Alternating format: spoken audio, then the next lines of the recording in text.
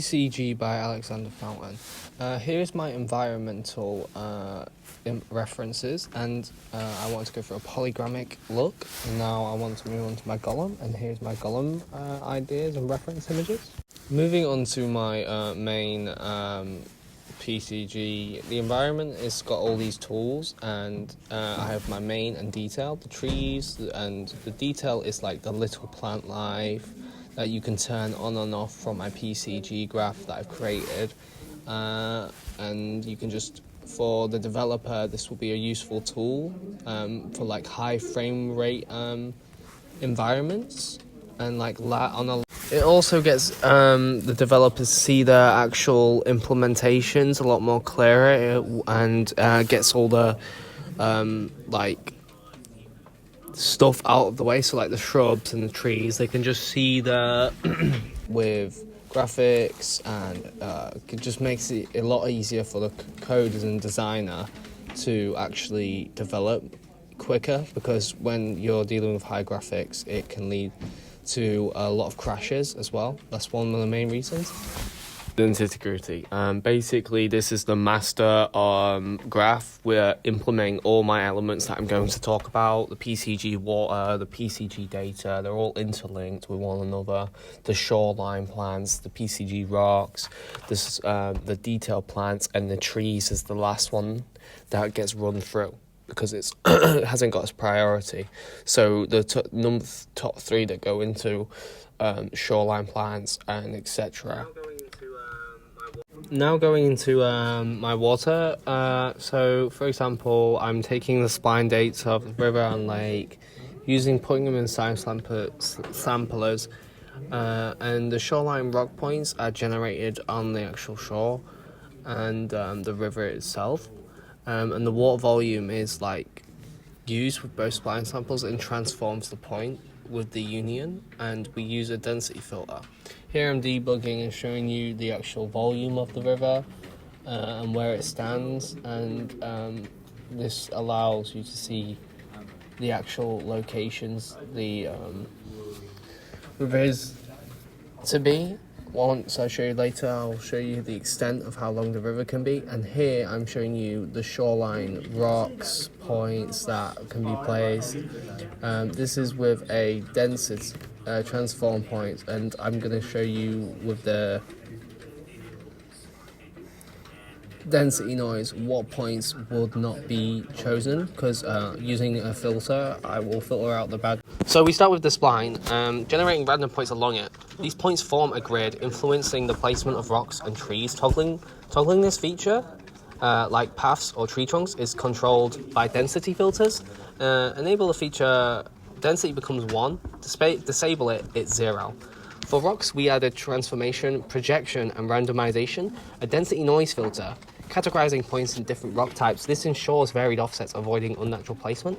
Tree trunks have their own density filter, allowing controlled tree distribution, mesh to the points. Operation populates tree locations, and a secondary mask determining the density of plants enabled. Finally, the spline are transformed for size and output as the path mask. The tree trunks utilize a mesh generating points, and a mask controls density plants spawning. The system crafts a diverse landscape with customizable features. Now I'm going to show you my forest data graph. Now basically this creates all like the cutting and randomization, so it doesn't like overlap with one another. The first one block is my distance edge transition. Basically this makes the transition between the water's edge and the forest edge, and there's the water edge transition that goes through the distance. And then the next one is quite important, what cuts the water and the path volumes in the forest. So it randomizes, and then once it's placed on the landscape, it randomizes. Like for example, you see, I'm just going to show you right now. So see, I'll move the river, it takes a bit of time, but look, it'll just cut straight through my spline, and pretty much just, it doesn't affect it, it keeps the same look basically. And I'm just going to show you that it works with the path as well. Basically what it does is it cuts through the actual spline of the forest. That's why that graph node is important, because it creates these volumes and it randomly generates out around that path.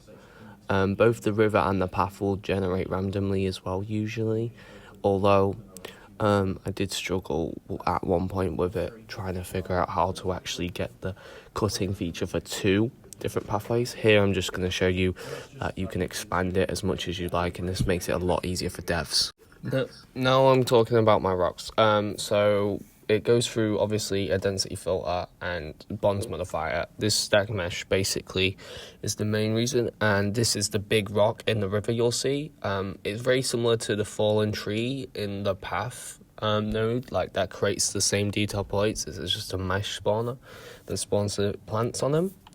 And then we're going to look at the detailed spawn points of the smaller rocks around the actual large rocks in the river. And here's another one. This is like for,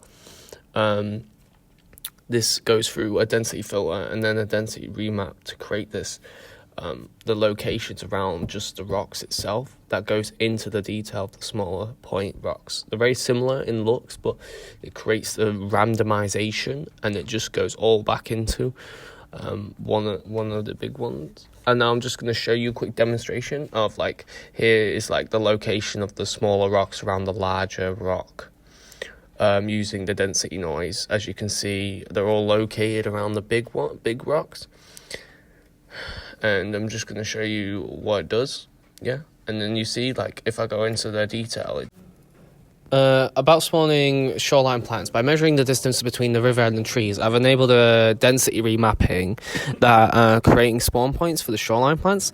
A touch of noise adds a natural rarity and filters ensures we don't overwhelm the landscape. Randomization and the terrain projection enhance the visual appeal before these plants are spawned. However, you might have noticed some of the instances popping up here.